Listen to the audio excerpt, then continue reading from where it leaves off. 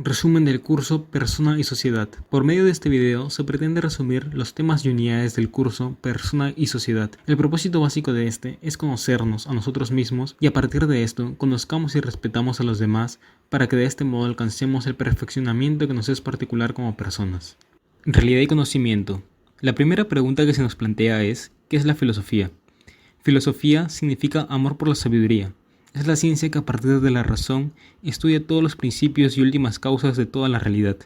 En lo que concierne a su objeto de estudio, se tiene como objeto material la realidad y como objeto formal la radicalidad de la realidad. Pero, ¿qué es lo real? La respuesta con visión presocrática a la pregunta ¿cómo está originado lo real? Nos dice que todo está originado a partir de un principio fundamental que genera todo lo real. A este principio se le conoce como arjé. Así pues, múltiples filósofos tuvieron su propio arjé, que explicaban toda la realidad. Surgen también los sofistas, quienes encuentran la excelencia humana en solo aparentar. No les interesa la verdad, sino el convencer para que los consideren personas excelentes.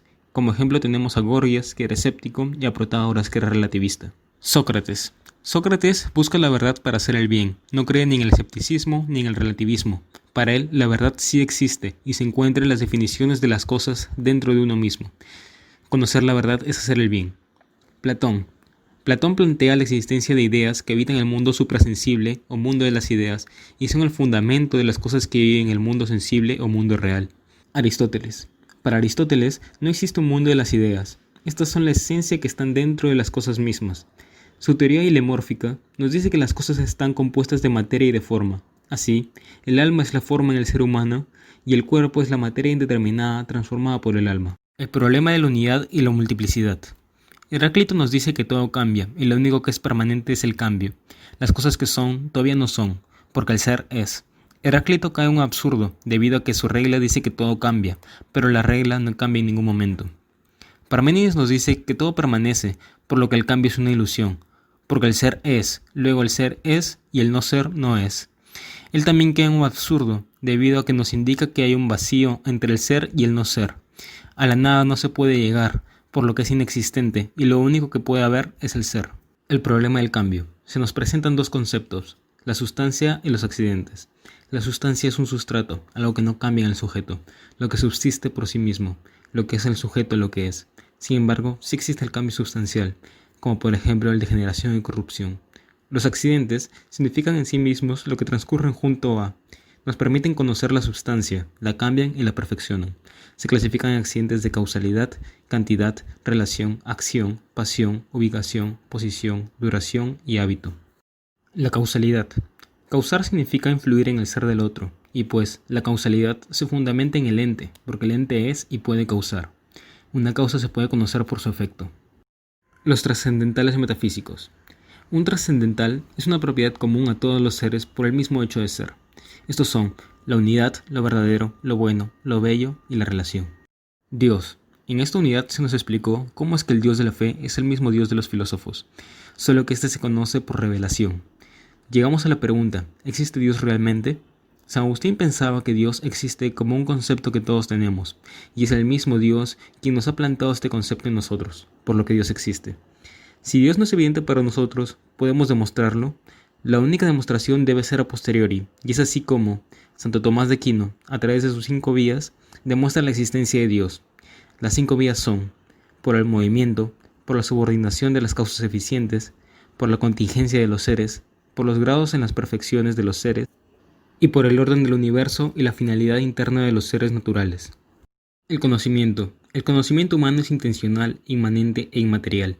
Intencional porque para conocer algo debo dirigirme a lo que quiero conocer. Inmanente porque el conocimiento queda dentro de nosotros como una posesión. E inmaterial porque el conocimiento no es materia. El conocimiento para Aristóteles se podía dividir como conocimiento sensible. No hay nada en la inteligencia que no haya pasado de primero por los sentidos, y no hay nada en los sentidos que no haya pasado primero por la realidad, y el conocimiento intelectual. Lo que es captado por los sentidos es procesado por la inteligencia. La verdad. La verdad es la ecuación de lo que hay en la mente con lo que hay en la realidad. El plano lógico está subordinado a lo ontológico. La verdad es. Tenemos la verdad lógica, la verdad ontológica, la verdad teórica y la verdad práctica. Ante la verdad es posible tener varios estados, como lo son la certeza, la duda, la opinión o la fe. Cuando alguien me dice algo que no es cierto, podemos estar ante un error o una mentira. También tenemos las posturas que tomamos al negar la posibilidad de conocer, donde tenemos el escepticismo, el relativismo o el agnosticismo. Este sería el resumen a grandes rasgos del curso Realidad y Conocimiento. Antropología filosófica. Es la rama de la filosofía que se preocupa por investigar cuál es la esencia propiamente de lo humano con respecto al bien y a la verdad. La antropología filosófica propiamente dicha está conformada por las tres preguntas fundamentales que se hizo Kant. ¿Qué puedo conocer? ¿Qué debo saber? ¿Y qué me está permitido esperar? Y estas tres preguntas se pueden resumir en una cuarta, que es el hombre. Para el doctor Juan Luis Lorda, profesor de teología de la Universidad de Navarra, antropología es conocer cómo es, sobre todo interiormente, al ser humano. Nos explica cómo Helmut Plessner estableció el mapa del universo a través de estratos. El primer estrato es la materia, el segundo los seres vivos, el tercero los animales y el cuarto es el ser humano. ¿Pero qué diferencia el ser humano de los demás seres? La respuesta es autoconciencia, que pasaremos a hablar de ella. Los fenómenos más importantes de la autoconciencia son la sensibilidad, las pasiones, la inteligencia, la voluntad, el acto libre y la afectividad. Sensibilidad. El conocimiento del mundo nos llega por los sentidos, pero estos datos que nos dan los sentidos son elaborados y procesados por nuestra sensibilidad e inteligencia de forma inconsciente. Las pasiones son reacciones ante un conocimiento. Se pueden subdividir en el apetito concupiscible y el apetito irascible. El apetito concupiscible tenemos la valoración entre lo bueno y lo malo, el deseo, la huida como antónimo de deseo, la alegría y la tristeza. Dentro del apetito irascible se encuentra la esperanza, la audacia, el miedo, la ira y la desesperación. Inteligencia. Los animales aprecian y reaccionan. En los seres humanos existe otra instancia que juzga lo que está pasando. Ante algo que me sucede, estoy usando conceptos para analizar lo que pasa. Voluntad. Es la capacidad racional de tender. Marca una tendencia dentro de la inteligencia. Tenemos voluntas ut natura, que es propiamente la naturaleza de la voluntad, que tiende al bien, y voluntas ut ratio, que es la voluntad como razón. Es la inclinación que yo mismo decido, provoco. Acto libre. Lo específico del acto libre es el razonamiento y deliberación de una tendencia, y no la mera espontaneidad.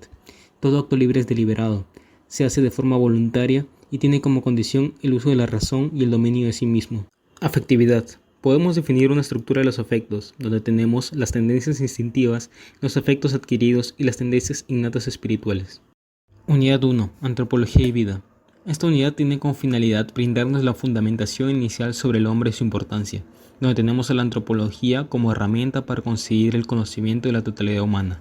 Pero, ¿cuál es la importancia de esta? En la actualidad existe un lado humano desatendido, que son los modos de ser.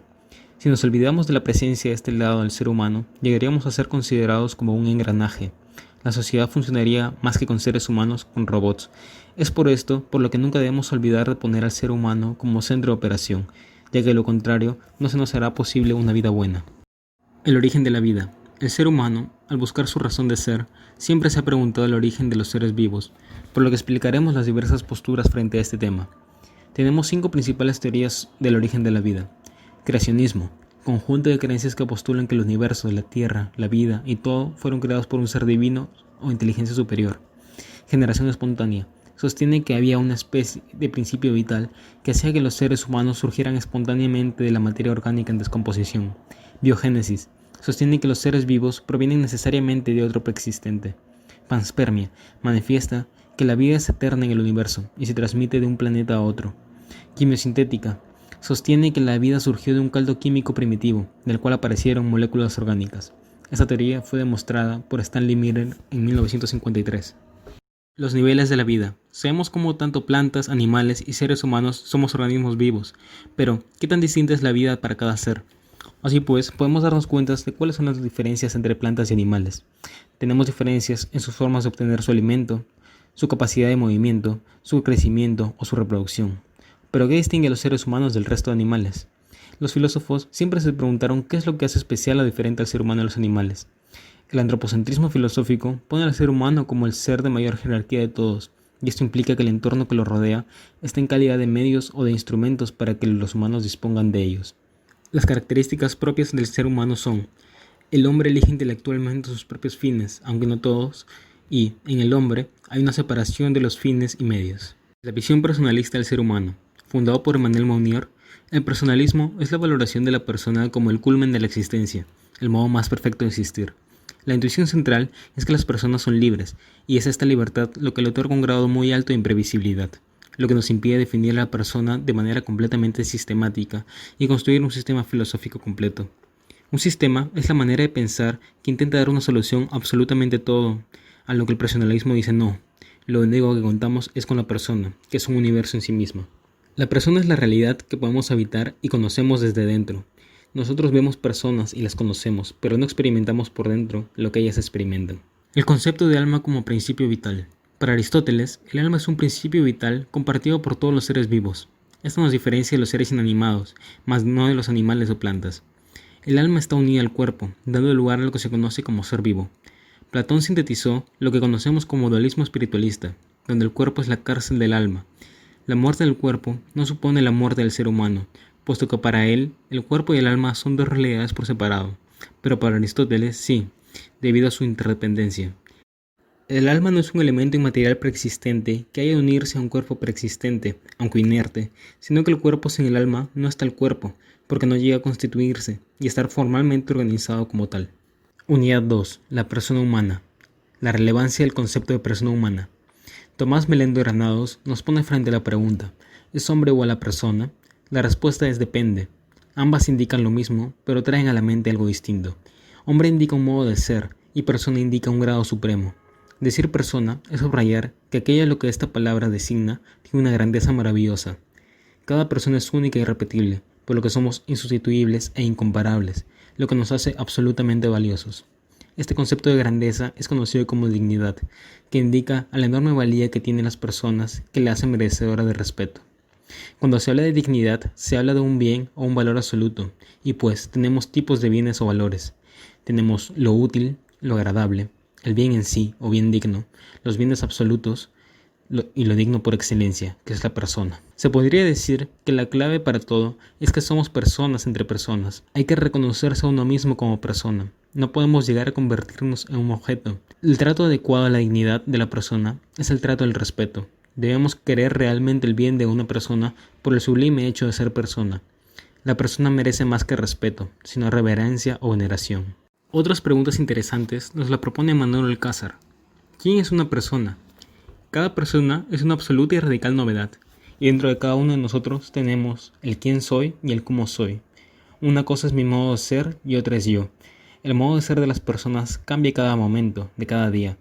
Mi modo de ser actual depende de lo que me ha ido sucediendo y de mis decisiones, lo que yo libremente he decidido. ¿Cuál es la explicación de que yo exista? ¿Para qué aporte estoy yo aquí? Y pues la respuesta es que cada uno de nosotros tenemos una misión, no hay nadie quien sobre. Las notas que definen a la persona humana. Para el doctor Rodrigo Guerra López, las personas no solo somos un ser psíquico, solo un ser material, solo un ser cultural o solo un ser histórico, sino que vivimos en unidad todos estos campos distintos de la vida humana. Unidad no es unión, pero sí integración. Cuando yo pienso en una idea, todo eso no se da en una cierta parte de mi cuerpo, sino en todo yo. Eso nos dice que no somos cosas, debido a que podemos experimentar nuestro propio ser por dentro.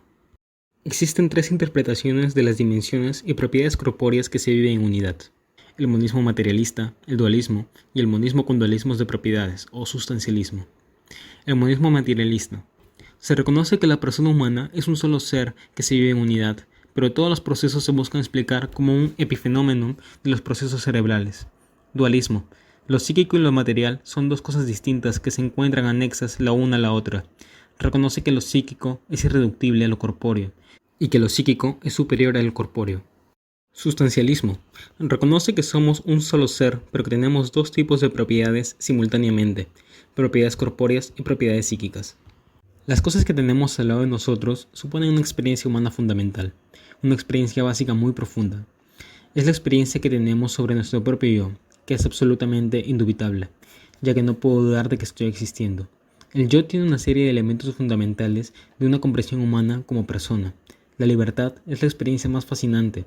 Lo que más sorprende no son los pensamientos, sino las decisiones. El misterio de la libertad nos muestra que tenemos un factor que nos hace imprevisibles en cierto grado, no como los animales. Principales características de la persona humana. Estas 5 palabras definen dimensiones de nuestro ser personalísimo. Interioridad. Constituye el fondo de nuestro yo.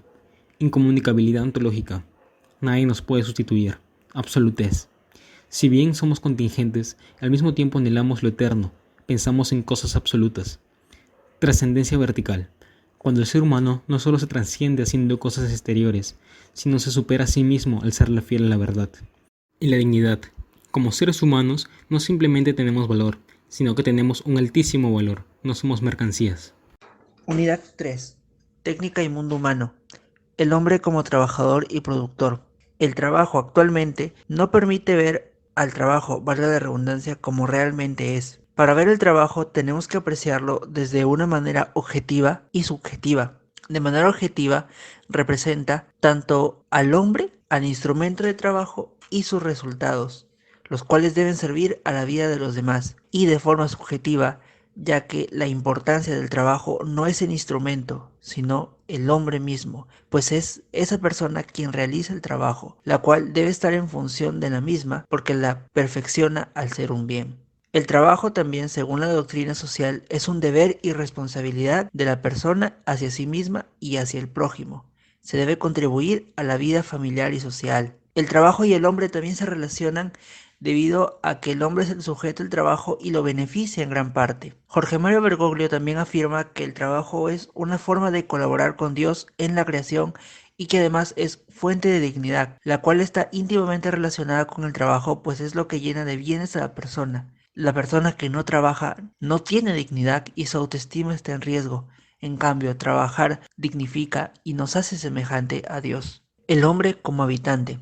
El hombre, con los instrumentos que él mismo ha creado, tiene que modificar el espacio para sobrevivir y poder adaptarse. Este concepto lo podemos relacionar con la palabra habitar. Uno de los videos nos habla que habitar es entender el espacio que ocupamos, entender las situaciones de la gente que comparte el mismo espacio, establecer relaciones interpersonales y saber adaptarse a los cambios que se presenten en ese espacio. Independiente de la raza, ascendencia, pasado o creencias, debemos entender que seguimos siendo humanos, que compartimos el mismo espacio y que debemos aceptarnos unos a los otros porque el mundo exige adaptarse y si vivimos en una burbuja pensando que somos superiores a otros por muchos estereotipos, no lograremos de forma adecuada esa aceptación. El hogar como primera oportunidad. El hogar garantiza que la persona pueda ser escuchada, permita expresarse con libertad, reciba cariño y comprensión. Todos tenemos derecho a tener un hogar. Eso permite a la persona desarrollarse, permite que trabaje ahí y pueda ser escuchada. Actualmente, la figura del padre autoritario que solo tiende a dedicarse a trabajar para dar sustento económico se ha ido desdichando con el paso de los años. Los padres ahora se involucran mucho más en la crianza de los hijos, generando así un mejor desarrollo de los hijos y generando un gran impacto en su futuro, pues adquieren destrezas que no las adquirirían si solo hubiesen sido criadas por su madre, garantizando así que esa persona en un futuro tenga una mayor confianza en su propio hogar. La tecnología y el problema ecológico. El avance de la tecnología ha provocado que muchos trabajos se pierdan debido a la automatización. Trabajo que antes hacían muchas personas lo están haciendo menos debido a la presencia de máquinas. Tanto así que en el cine se ha representado qué es lo que podría pasar con el futuro del hombre. Tenemos por ejemplo la película de Terminator y la película de Matrix, cuyas tramas se basan en un mundo dominado por la tecnología. Esa misma tecnología también ha amenazado con destrozar la naturaleza, tanto así que hay cortos animados que muestran cómo el hombre, gracias a la tecnología, se ha convertido en el peor enemigo de la naturaleza, tanto así que podríamos condenarnos gracias a ella. Por último, queda hablar de la tecnocracia y los valores tecnológicos. La tecnología ha avanzado tanto que ha individualizado al hombre, tanto así que quiere sentirse superior a los demás y a eso se le denomina tecnocracia, ponerse por encima de los demás y ignorando sus opiniones. Pero no es ponerse por encima de los demás a un modo, digamos, egocéntrico, sino ponerse a nivel de los demás pensando que mi conocimiento en técnica es muy superior al tuyo. Sin embargo, según Francisco Javier Herrero de la Universidad Pontificia de Salamanca, la tecnocracia no va en contra del desarrollo humano, sino va a favor, puesto que acaba con la secularización, es decir, le da un sentido más religioso al ser humano y por ende lo perfecciona, puesto que ahí está la presencia de Dios. Unidad 4. Las relaciones interpersonales. La persona y las personas, lo común. Una de las escenas de la película Yo Soy Sam demuestra claramente que las relaciones interpersonales son el verdadero escenario de la existencia humana. Sam, al desahogarse con Rita pensando que por su discapacidad él, entre comillas, conoce el sufrimiento, demuestra que las personas somos constitutivamente dialogantes.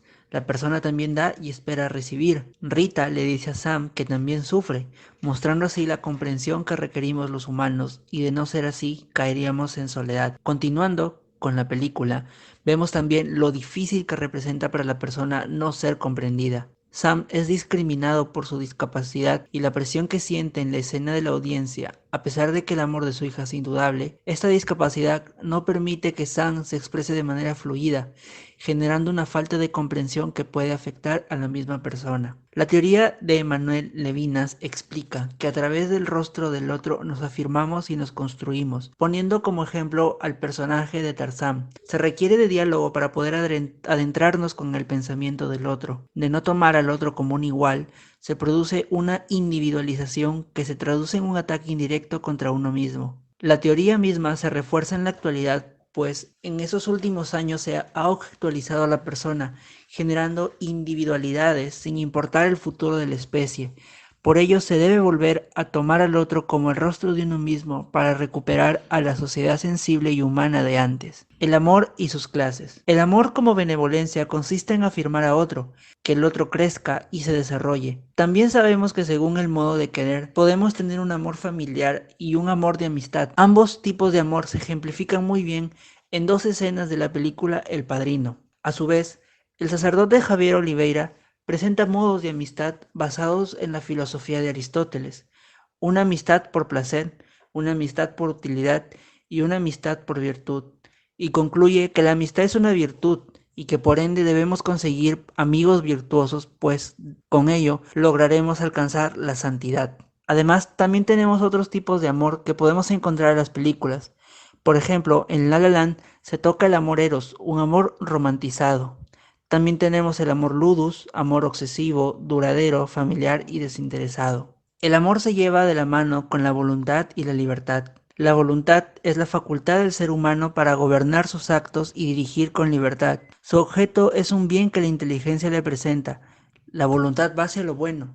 Por ello depende de nosotros usar bien nuestra libertad y así ser benevolentes. Por último, se debe decir que amar es un acto de la voluntad que consiste en hacer feliz a la persona amada, llevando a cabo actos de amor: desear, poseer, gozar, conocer, dialogar, compartir, acompañar, alegrarse, afirmar, perdonar, ayudar, cuidar y consolar son algunos de los actos que perfeccionan al otro y nos perfecciona, logrando así que experimentemos lo que es un buen amor.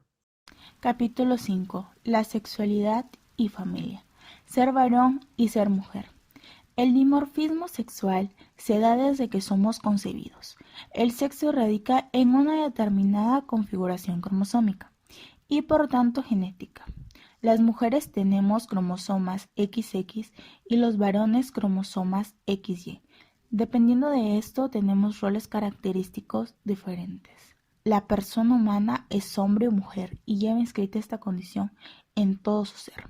Un estudio realizado a niños, a recién nacidos y a simios hembra y macho reveló que el sexo femenino prefiere juguetes que contengan caras como las muñecas y el sexo masculino prefiere jugar con carritos. Parece ser que la biología nos ha diseñado para preferir y desear cosas diferentes. La sociedad se ha encargado de estereotipar al varón y a la mujer, y esto es evidente en el mundo cinematográfico. Por ejemplo, en las películas protagonizadas por Harrison Ford como Han Solo e Indiana Jones, se muestra al hombre como pícaro que traza su propio camino y toma lo que quiere. Además, el romance mostrado en estas películas es el de la dinámica del depredador y la presa. Otro claro ejemplo son las críticas realizadas a la película The Fantastic Masculinity of Newt Scamander, ya que el protagonista mostrado es un hombre sensible que conecta con personas y empático. Una de las críticas a esta película fue: le falta profundidad, alma y una personalidad coherente. Esto se debe a que los papeles masculinos principales siempre suelen ser autónomos, descarados y físicamente fuertes, y esconden su sensibilidad. En el caso femenino, las mujeres son representadas como sensuales, aunque débiles, como es el caso en Born Sexy Yesterday. También se ve comúnmente películas en las que los hombres se acosan o secuestran por amor y se quedan con la amada. El feminismo. El feminismo es una doctrina que pide para la mujer el reconocimiento de capacidades y derechos que tradicionalmente se han estado reservados para los hombres. No busca opacar a los hombres ni hacerlos sus enemigos.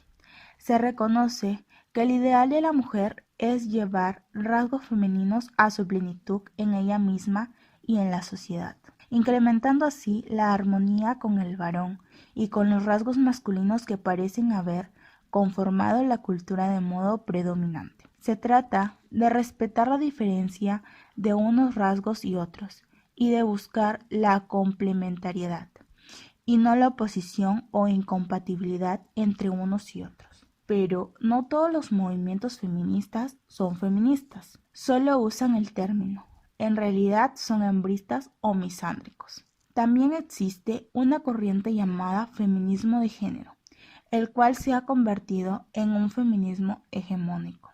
Este feminismo lucha contra el machismo, pero exagerándolo, proyectando sobre la sociedad una imagen de la mujer típica de las personas y de las sociedades más machistas del mundo, como si fuéramos seres desvalidos, totalmente débiles e incapaces. Existen ejemplos cinematográficos del feminismo bien representado, como Sarah Connor de Terminator, que es un personaje con determinación, fuerza, virtudes, pero también con debilidades, fallas, dudas y por supuesto que respetan al sexo opuesto. También los hay del feminismo mal representado, como lo es Men in Black International. Aquí la protagonista es presentada como una Mary Sue y deja al hombre blanco y presumiblemente heterosexual como alguien ineficiente que no puede hacer su trabajo. En vez de evolucionar, solo se han cambiado los papeles. La mujer es la que debe hacer todo el trabajo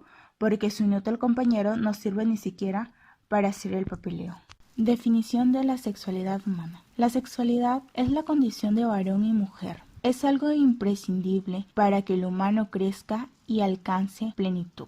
La sexualidad es condición de toda persona, pero también una capacidad física y psíquica de realizar un gesto. Este gesto significa que dos personas se dan la una a la otra y se destinan recíprocamente. La entrega amorosa del varón y la mujer tiene esta forma específica de expresarse y realizarse. La sexualidad debe verse con amor para madurar, para fortalecer. Si ésta es desligada del amor, destruye. Los seres humanos vivimos la sexualidad distinta a la sexualidad animal, ya que la sexualidad está integrada en el contexto de persona.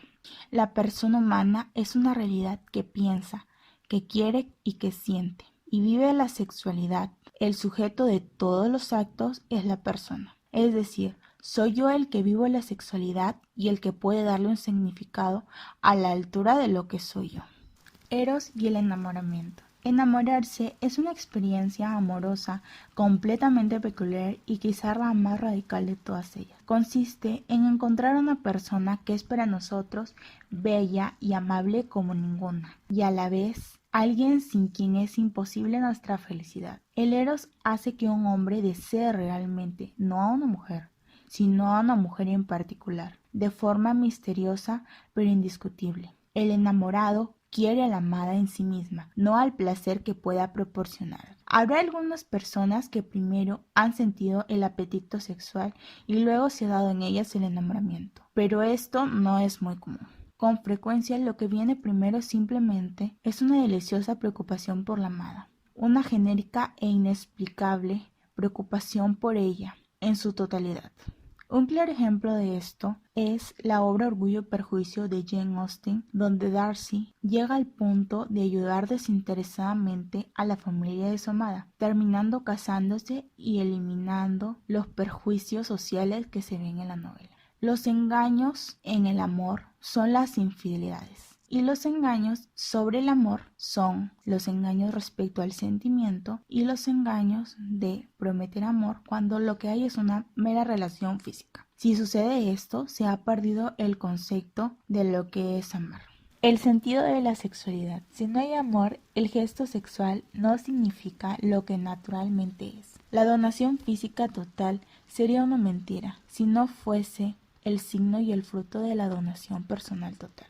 Amar significa comprometerse en alegrías y penas, salud y enfermedad, pobreza y riqueza, es decir, en cada día de su vida. El amor es paciente, comprensivo, respetuoso, no es egoísta ni presumido ni rencoroso. El amor no tiene límites. El amor como tarea. No hay amor sin desear el bien hacia la otra persona. Y desearle el bien a la otra persona es desearle algo que cubra sus exigencias y necesidades, es decir, perfeccionarlas. No hay amor sin la búsqueda de perfección de la otra persona. Además, no hay amor si no queremos perfeccionarnos a nosotros mismos para poder perfeccionar a la otra persona. No podemos dar lo que no tenemos. Cuando nos casamos, escogemos el amor pasado y anticipamos el amor futuro. La función del matrimonio es quererse mutuamente. Este cumple una doble función: reconocer, proteger y hacer posible y estable en la unión de los esposos y asegurar la supervivencia y crianza de los hijos. Al mundo hemos venido para aprender a amar. El amor como gozo deja de serlo si no se convierte en amor como tarea. Si no aprendemos a vivir con quienes amamos, enseguida dejaremos de amarlo. Debemos aprender a amar mejor a quienes tenemos el deber amar. Debemos convertir en amor todo lo que hacemos. Unidad 6. Trabajo, necesidad humana y economía. El bienestar como fin de la economía. Bienestar puede definirse de diversas formas de acuerdo con una serie de criterios tomados que consideramos importantes. Por esto existe la necesidad de realizar una evaluación personal y en base a la pregunta ¿cómo estoy?, determinar los criterios mencionados, como por ejemplo, en base a la cantidad de objetos materiales que se tienen, es decir, vivir bien, en base al estado de salud de las personas, es decir, estar bien, o en base a cómo me visto o cómo me veo, es decir, verme bien. Actualmente podemos definir a la economía como una ciencia social, dado que su estudio se centra en el comportamiento de las personas o agentes económicos, en donde se tienen recursos escasos, porque las necesidades de los seres humanos son ilimitadas, por lo que es necesaria una correcta administración de los recursos disponibles de manera eficiente, logrando así el bienestar óptimo de todos los agentes económicos, cuyo objeto de estudio, además, son todas las actividades realizadas por el ser humano para satisfacer sus necesidades ilimitadas, pudiendo haber dos enfoques que tiene esta ciencia: la microeconomía, referida al análisis del comportamiento económico de los hogares y empresas, y la macroeconomía, referida al análisis del comportamiento económico de una comunidad, país e inclusive del mundo, analizando por ejemplo los cambios en los precios y en el mercado laboral. Riqueza, pobreza e igualdad. El concepto de pobreza depende de lo que se quiera conocer. Si la falta de oportunidades laborales, oportunidades educativas, oportunidades para acceder a un servicio de salud o la falta de bienes materiales. El concepto de igualdad hace referencia a que todas las personas tienen los mismos derechos y obligaciones, sin ser discriminados por raza, orientación sexual ni por su estrato social. Hay diversas hipótesis que intentan explicar el por qué hay países que son más pobres que otros. La primera es la hipótesis geográfica, en donde se dice que los países más pobres se encuentran entre los trópicos de Cáncer y de Capricornio. Esta hipótesis está basada en hechos empíricos y no es posible comprobar a ciencia cierta si es verdad lo que se dice. Otra teoría dice que las creencias éticas y valores que una cultura desarrolla también son una importante limitante para el desarrollo económico. Sin embargo, hay países que no tienen ningún origen protestante o católico que han podido sobrevivir a la tremenda escasez económica, como lo son Japón, China o Taiwán. Otra hipótesis es que han sido gobernados por personas sin capacidad educativa suficiente, y sin embargo muchos de estos han sido gobernados por presidentes que han tenido estudios en universidades de primer mundo, lo cual descarta esta hipótesis. Entonces, ¿por qué hay países pobres? Porque las entidades políticas, económicas y legales están distribuidas de una forma que crean gobiernos que en su mayoría son de carácter extractivo, lo cual afecta a la gran mayoría de personas. ¿Qué hacer?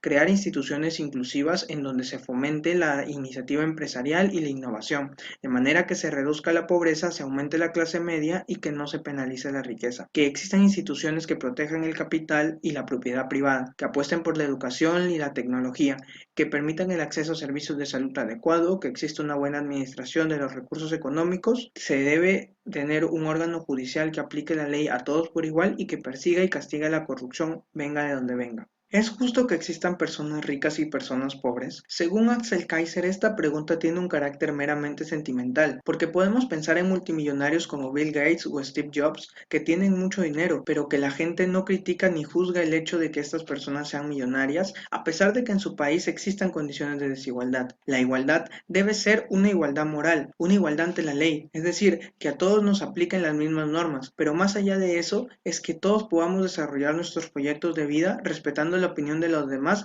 y siendo conscientes de la responsabilidad que los actos que nos llevarán a desarrollar ese proyecto de vida, porque en el momento en el que nos desliguemos de esa responsabilidad, entonces hemos perdido nuestra libertad y con esto hemos perdido nuestra dignidad, porque también la igualdad debe respetar la dignidad de las personas al aplicar estas normas. Los seres humanos por naturaleza somos distintos, entonces no se puede esperar resultados iguales de personas que son distintas. La igualdad material no es lo mismo que la justicia, va en contra de la diferencia natural de las personas. La justicia es un atributo de los actos humanos. Si cae un rayo y destruye una casa es mala suerte, no injusto. En cambio, si una persona le prende fuego a la casa de otro, ahí sí es injusto y por eso debe pagar el daño. Las fuentes de riqueza.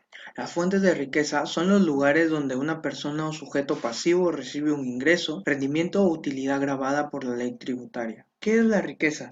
La riqueza está vinculada con la abundancia y se suele utilizar para referirse a la posesión de gran cantidad de cosas de valor material, desde bienes o también del control de numerosos bienes o activos. Y dicha riqueza la podemos crear cuando un proceso productivo genera más dinero del que se utilizó inicialmente para invertir en poner en marcha el proyecto. Desde un punto de vista económico, es el conjunto de bienes que posee una persona, ya sea de manera natural, jurídica, privada o pública. Desde el punto de vista natural, se define la riqueza como la abundancia de diversos recursos, como híbridos, minerales, forestales, biológicos, como la flora y fauna. Y desde el punto de vista cultural, se define como la diversidad de bienes tangibles e intangibles que constituyen el saber, tradiciones, costumbres, modos de vida, gastronomía, expresiones artísticas, conocimientos científicos e industriales que caracterizan a una sociedad, grupo humano y que se viene desarrollando a lo largo de los siglos. ¿Cuál es la mejor manera de hacerse ricos? La mejor manera es participar o crear una empresa emergente, existiendo un círculo vicioso en lo que es la generación de riqueza, que se puede explicar de la siguiente manera. Acumulamos capital, aumentamos la división del trabajo, aumentamos la productividad del trabajo,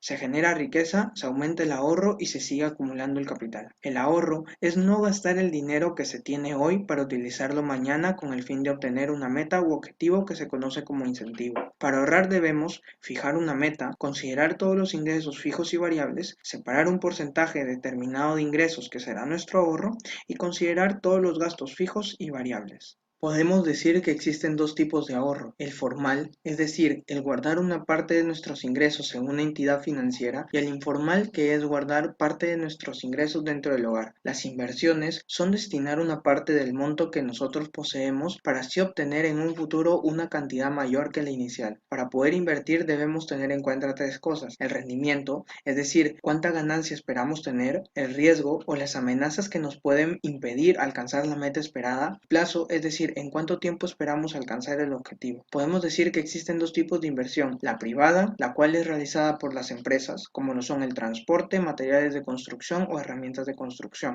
y la pública, que son realizadas por el Estado, como lo son servicios de construcción civil, educación o servicios de salud.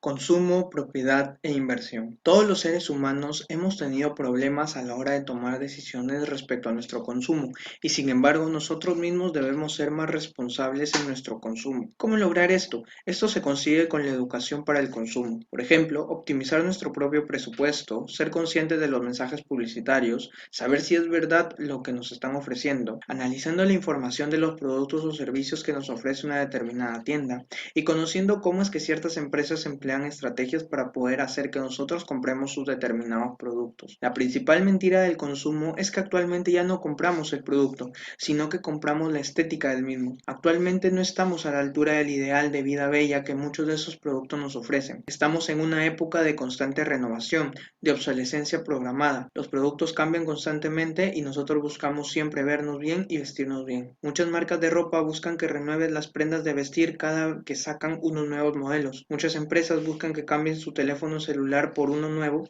a pesar de que este aún funcione. Muchos programas de televisión o revista nos muestran a personas con cuerpos esculturales, es decir, modelos, enseñando los productos que nosotros deberíamos tener para llegar a ser felices. En realidad, es llegar a ser consumidores felices. Pero, ¿en realidad es tan importante estos productos para ser feliz? Hay dos razones que explican el por qué el consumismo no nos hace felices. La primera es la adaptación hedónica. Esta nos dice que nosotros podemos desear algo que nos va a hacer felices, pero cuando nosotros ya tenemos ese objeto material, no lo vemos de la misma forma, y ese sentimiento o emoción inicial se vuelve algo temporal. Esto es muy natural de las personas, porque en realidad nuestra felicidad no depende de las cosas que poseemos, porque podemos querer muchas cosas, pero al momento de tenerlas las vamos a ver como algo normal y sin valor. La segunda, el remordimiento. Cuando nosotros compramos o adquirimos un bien y nos damos cuenta que pudimos hacer mejor uso del dinero que se invirtió en esa compra, nos sentimos mal y no disfrutamos de igual manera a ese objeto que compramos porque nos hace acuerdo del error que cometimos. Algunas otras razones para decir que el consumismo no es bueno es que este nos lleva a endeudarnos o tener problemas financieros, lo cual repercute en que aumentan nuestros índices de estrés, problemas familiares e incluso causar la muerte. Por eso se sugiere que las personas sean minimalistas, es decir, que compren poco pero de buena calidad, de manera que puedan aprovechar de mejor manera los recursos que tienen destinados para otras actividades más importantes. ¿Qué es la propiedad? Podemos definir a la propiedad con el derecho que una persona tiene sobre las cosas que uno mismo ha obtenido. Lo que yo produzco es mi propiedad, que al venderlo cambia de dueño, lo que indica que la propiedad se encuentra en constante flujo o movimiento. El consumo debe ser el fin último de toda la producción. Es la forma de cómo nosotros podemos satisfacer nuestras necesidades personales. Es una de las justificaciones por las que nosotros trabajamos y ahorramos. El ahorro es el sacrificio necesario porque representa la fuente de financiación de toda la inversión. Y la inversión es destinar el capital para que realice una determinada operación financiera, de manera que podamos recuperarla con intereses en caso éste genere ganancias. La democracia y sus riesgos. ¿Qué es la democracia? Podemos entender a la democracia como una forma de gobierno en la que el poder político es ejercido por los ciudadanos o también como la doctrina política según la cual la soberanía reside en el pueblo que ejerce el poder directamente o por medio de representantes. Básicamente hay tres tipos de democracia. Democracia directa, que consiste en que el pueblo participa en la toma de decisiones y sin embargo en la práctica esto es completamente inviable porque se tendría que escuchar todas las opiniones de cada una de las personas. Por eso es que ninguno de los países ha adoptado la democracia directa. Democracia indirecta o representativa, que consiste en que la sociedad elige unos ciertos individuos como sus representantes. Estos van a discutir, van a proponer y van a decidir sobre algunos de los temas que se den en la sociedad. Democracia semidirecta o participativa, que generalmente acompaña a la democracia indirecta, pero que en determinadas situaciones el pueblo puede participar de algunas decisiones por medio de referéndum o plebiscitus, además de que pueden crear iniciativas populares para la derogación, sanción o aprobación de algunas determinadas leyes. Cuando hablamos de democracia, generalmente nos referimos a una democracia liberal, en donde se presentan algunas de las siguientes características. Existe división de poderes, hay una constitución política, existe independencia del poder judicial, las personas tienen derecho a votar y ser votados, existe el pluralismo político, libertad de expresión, reunión y manifestación, libertad de culto, libertad de prensa y acceso a la información, completo respeto por los derechos humanos. El principal mecanismo de la democracia son las elecciones realizadas mediante el voto, el cual debe tener las siguientes características. Ser universal, implica que todas las personas puedan votar sin que exista exclusión de algunos sectores de la población. Que sea libre, pues las elecciones deben realizarse en un marco de derechos y libertades constitucionales, que exista y se respete el pluralismo político y que éstas puedan realizarse con una cierta frecuencia. Que sea igual, pues todos los votantes deben tener el mismo número de votos y este debe ser de igual valor para todos. Que sea directo, pues lo deben emitir el votante sin la acción de un intermediario. Que sea secreto, la elección del candidato debe realizarse en completo secreto a fin de evitar problemas sociales debido a una posible exposición del voto. La democracia responde a la pregunta ¿quién debería gobernar? Pues no es el único sistema de gobierno que existe. Podemos esperar tener un gobierno de monarquías en donde se considera que los gobernantes tienen una especie de poder divino y que sus hijos, por el solo hecho de serlo, son los indicados para gobernar. Tenemos también las dictaduras, que por naturaleza son de carácter opresivo. También podríamos tener las aristocracias, en donde una pequeña parte de las personas consideradas expertos son los que nos deberían gobernar. Sin embargo, este modelo puede convertirse fácilmente en una dictadura. Y tenemos a la democracia en donde el pueblo elige a quien lo gobierna, pues el que los gobierna vela por los intereses de la gran mayoría. En realidad, el único poder legítimo es el que se construye uniendo la voluntad de la mayoría. Algunos de los riesgos de la democracia son la desafección política, es decir, que por diversas razones los individuos se desinteresen de las instituciones democráticas y de quienes ejercen los cargos políticos. La desigualdad en sus diversas formas no solo impactan en la vida cotidiana de las personas, sino también pueden afectar la representación de ciertos individuos y o grupos en un sistema democrático. La corrupción política. El objetivo de un Estado es alcanzar el mayor bienestar para todos, y sin embargo el aparato estatal, a través de sus funcionarios públicos y representantes electos, están expuestos a desatender el interés común y utilizar su poder e influencia para mover beneficios particulares, trayendo consigo la existencia de sobornos, tráfico de influencias, nepotismo, entre otras. Violencia y narcotráfico, porque se genera un gran poder económico de la delincuencia, lo cual genera un aumento en los índices de inseguridad ciudadana, es decir, vivir con miedo. La felicidad es la sensación de bienestar y realización cuando alcanzamos nuestras metas. Es un momento duradero de satisfacción. Podemos considerar que un elemento de la buena vida es el bienestar. Una buena calidad de vida incluye la salud y la satisfacción de las diferentes necesidades humanas, pero también pueden ser otros, como el saber y la virtud, que son posesiones humanas más altas y enriquecedoras que lo teórico y corporal. Una de las paradojas de la felicidad es que cuanto más se busca la felicidad en sí, más se pierde. Primera clave.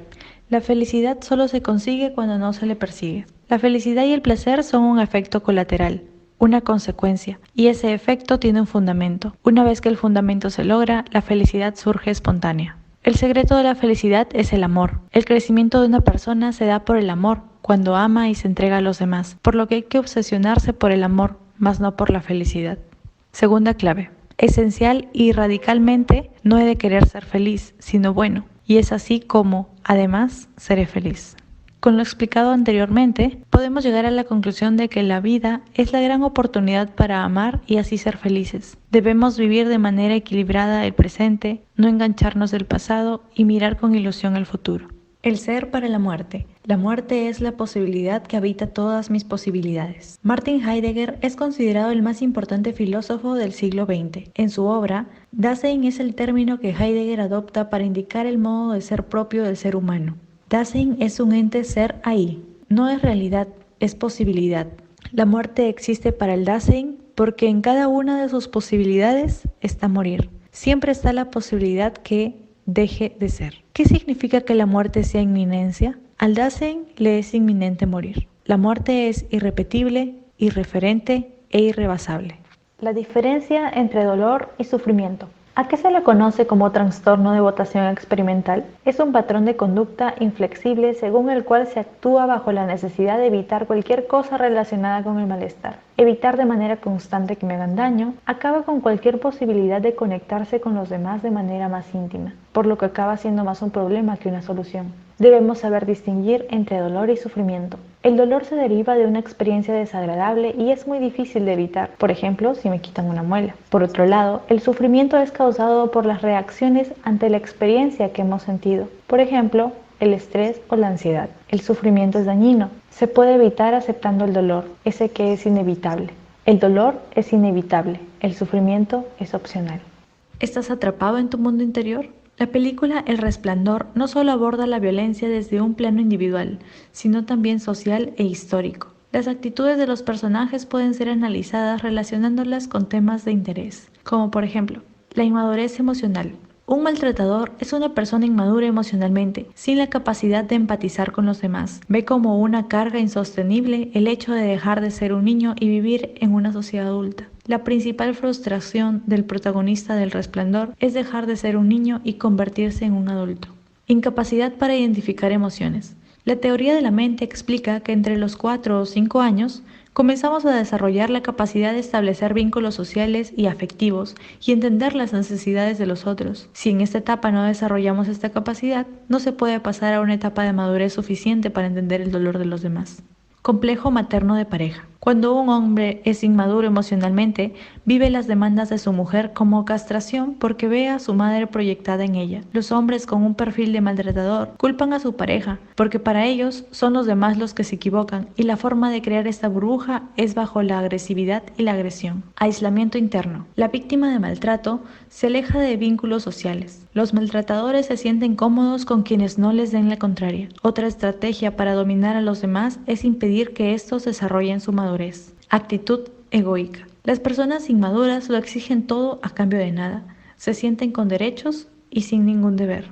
Trascender nuestros miedos. Todos podemos andar nuestra historia con una luz que tenemos en nuestro interior que nos permite ser nosotros mismos y trascender los traumas. Reconocer e indagar sobre la historia familiar y los sucesos dramáticos que pueden estar influyendo en nuestro desarrollo es la clave para trascenderlos.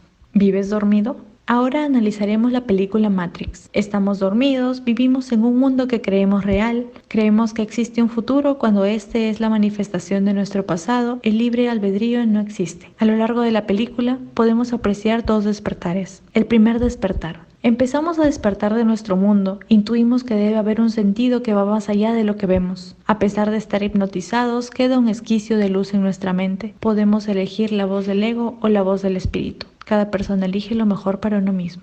Segundo despertar. Despertar dentro del programa. Debemos elegir entre escuchar al ego o al espíritu. Al escuchar al espíritu, recuperamos nuestra esencia, vivimos el libre albedrío. Elegir es vivir con plena conciencia de que este mundo no es real. Vivir en plena conciencia de este mundo es despertar. Otra película también muy interesante que cabe mencionar es Maléfica, estrenada en el 2014 y dejándonos como enseñanza que solo el perdón abre la puerta al verdadero amor, puede reconciliar y así podemos recuperar la libertad. El rencor hace que se congele el proceso evolutivo de hacerse adulto. Debemos volver a confiar.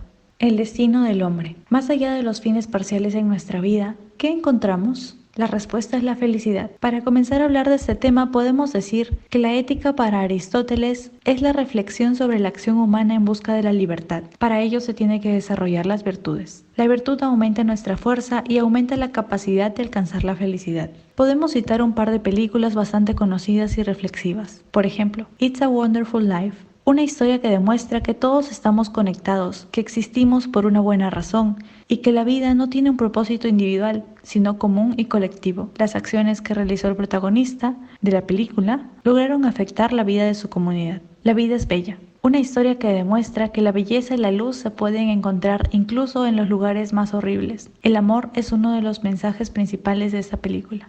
El ocultamiento de Dios en nuestro tiempo. La increencia contemporánea es una creencia particular en la que no se afirma que Dios no existe, sino que Dios no es necesario. Existen variables sociométricas que nos muestran cómo la situación tiene, desde el punto de vista de la historia, una novedad insólita. Como por ejemplo, la mortalidad infantil. El hecho de que actualmente hayan sobrevivido la inmensa mayoría de hijos nacidos es un acontecimiento inédito de la historia de la humanidad.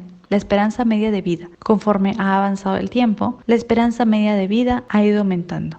¿Pero esto tiene que ver con la religión? Pues sí, y bastante, porque si no tememos morirnos y si no se padece de necesidad, se da la innecesidad de rogar. Pide y hace ruego quien tiene como centro de la autoconciencia su fragilidad o la fragilidad ajena. Actualmente, el hábito de la petición se ha debilitado y asimismo el de la gratitud. Quien no tiene que pedir, no tiene que agradecer.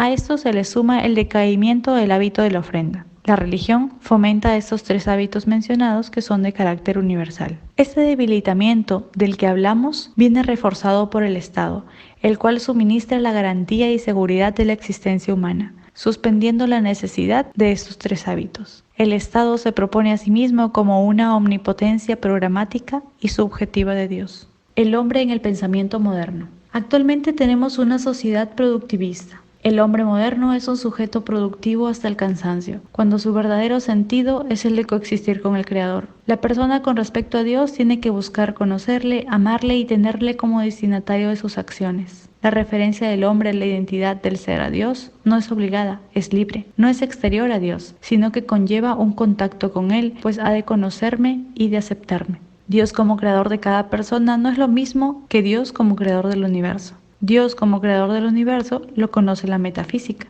Dios como creador de cada persona es la identidad que busca el hombre, la identidad antropológica, de la réplica. Yo conozco y me conoce, yo amo y me ama. La renuncia a la réplica es la soledad y la tragedia para la persona.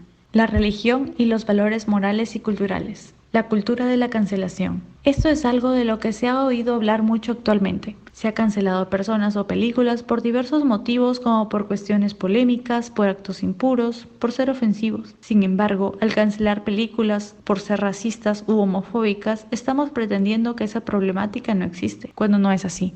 La historia ha demostrado que cuanto más se intenta cancelar algo, esto se hace más famoso. Cancelar convierte al victimario en víctima. Cuando algo nos causa rechazo, lo mejor es analizarlo, descubrir qué es lo que está mal y denunciarlo si es necesario, para no cometer el mismo error en el futuro. Los posmodernos. En la obra La posmodernidad explicada a los niños, de Lyotard, se nos habla de la crítica que el posmodernismo realizaba a los 4 grandes relatos o movimientos socioeconómicos y socioculturales. Los relatos son grandes interpretaciones de la historia para legitimar algo. Se mencionan 4 grandes relatos. Relato cristiano. Expresa la promesa de que en el reino de los cielos habrá un espacio de plenitud. Relato marxista. Cuando se derrota a la burguesía, se llega a un estado de plenitud en el que no hay padecimientos. Legitima la revolución del proletariado. Relato del iluminismo. La divina razón va a llevar a los hombres a un mundo de racionalidad donde ya no va a existir la irracionalidad. Legitima la razón. Relato capitalista. Tiene que ver con la racionalidad económica. Legitima la economía capitalista. Los posmodernos, a la muerte de los grandes relatos, le oponen la exaltación de los pequeños relatos. La historia para los posmodernos es una multiplicidad de hechos que cada uno tiene su centro en sí. Una crítica al posmodernismo es la excesiva deconstrucción de la historia.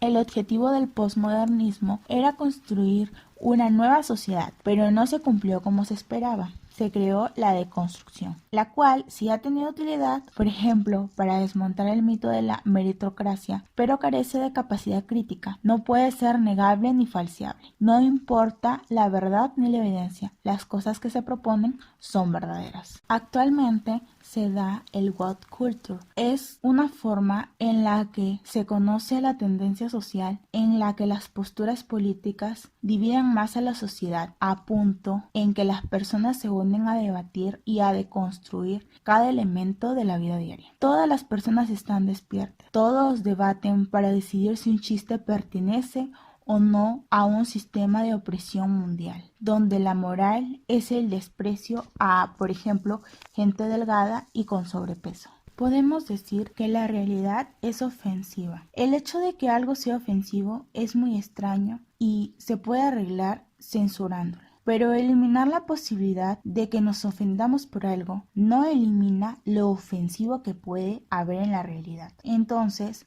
la realidad es ofensiva no por nefasta, sino porque raramente se va a adaptar a nuestros idealismos y nuestros métodos. Actualmente se debe practicar la tolerancia sin hipocresía, no aceptar ni permitir ni tolerar en otros lo que no permitiríamos que nos hicieran a nosotros. No sostener ideas o ideologías con falacias, mentiras o deshonestidades, que no consintiamos en ideologías contrarias. Debemos ser intolerantes a nuestra intolerancia, pero también no temamos usar la intolerancia para defendernos de alguna injusticia. El viaje del héroe. Si buscamos en internet qué es un héroe, es la persona que se distingue por haber realizado una hazaña en beneficio de los demás, o el personaje principal en una obra literaria o cinematográfica, especialmente el que produce admiración por sus buenas cualidades. Joseph Campbell engloba en una serie de pasos el camino que debe seguir una persona para ser considerada héroe y lograr el reconocimiento. Bajo esta perspectiva, se nos vienen a la mente muchos personajes del cine como Batman, Spider-Man, Iron Man, etc. Pero nadie piensa en personajes como Thanos o Joker. Si analizamos los videos de esta unidad, nos encontramos con los parecidos entre los personajes que son héroes y algunos personajes que son mal llamados villanos. Comencemos con Bruce Wayne, cuyo padre lucha contra la corrupción en Gótica, una ciudad que está sufriendo por este problema y lastimosamente este problema mata a los papás de Bruce, pero a pesar de ello, la misma corrupción lo salva de mancharse las manos de sangre, logrando así que su alma no se corrompa más. Después de su entrenamiento, dejándole un trauma de por vida y a su vez lo nubla de venganza, y la influencia de su mentor, regresa a Gótica bajo la figura de Batman con el objetivo de acabar con la corrupción. Si nos fijamos en otro personaje que no es considerado un héroe, Thanos, este tiene el objetivo de equilibrar la balanza universal. Y si también observamos otro personaje que no es un héroe, el Guasón de Heath Ledger, este tiene como objetivo mostrarle a Batman lo corrompible que es la gente. Pero aquí nos damos cuenta que ni Thanos ni Joker son villanos como tal. El típico villano es un personaje que actúa irracionalmente e impulsado por sus emociones, pero esta definición no aplica para esos personajes. Estos personajes tienen metas claras, no piensan en sí mismos ni tampoco piensan en el deseo de poder. Batman quiere acabar con la corrupción, pero el beneficiado no es él, es la gente. Thanos quiere eliminar a la mitad de los seres vivos, pero él no es el beneficiado, es la gente. Y en el caso del Joker, él tampoco es el beneficiado. Los beneficiados, de forma negativa en este caso, es la gente, pero logra su cometido al enseñarle a Batman que hasta el más incorruptible puede ser corrompido, en referencia a Harvey Dent, que perdió a la mujer que amaba cayendo a la locura. Gracias al monomito de Joseph Campbell nos damos cuenta que estos mal llamados villanos encajan irónicamente en las cualidades de un héroe. Y finalmente nos damos cuenta también que el monomito es aplicable a su mayoría a personajes de ciencia ficción que vistos desde esta perspectiva son lo mismo. Es decir, estos personajes tienen sus valores e ideales muy alzados y cinematográficamente no aportan nada nuevo. Caso contrario, sucede con la serie The Boys, una serie que muestra que el poder puede corromper, haciendo que los héroes no sean héroes como tal. Adam Smith. Adam Smith es uno de los economistas más famosos de la historia y es considerado el padre de la economía moderna. Para Smith, el Estado tiene tres funciones. 1. Proteger a la sociedad de la violencia y la invasión de otras sociedades independientes. 2. Proteger a todo miembro de la sociedad de la injusticia o la opresión de los demás miembros de la misma. 3. Construir y dar mantenimiento a obras públicas que no son del interés de un individuo o grupo de individuos, pero es del interés de una gran sociedad. Entre los libros de Adam Smith tenemos La teoría de los sentimientos morales. La simpatía es, según Smith, el principio natural por el que los hombres nos interesamos por la suerte de otros. La riqueza de las naciones, en el cual se menciona que en el sistema de libertad natural, el interés personal de cada individuo genera beneficios para toda la sociedad. Ahora hablemos de la mano invisible, término mencionado solo una vez en cada libro. Esta idea es una ilustración de cómo la ley de oferta y demanda benefician a la sociedad de manera indirecta. El interés personal y egoísta de un individuo puede acabar por repercutir positivamente en la sociedad. Por último, cabe mencionar que mucho se ha hablado de una supuesta incompatibilidad en dos de sus libros, La teoría de los sentimientos morales y La riqueza de las naciones. Sin embargo, la interpretación que se le dio a la riqueza de las naciones es errónea. Lo que Smith quiere decir es que cada persona quiere mejorar sus propias condiciones. Eso es la fuente de crecimiento propio. El interés propio no es equivalente al egoísmo.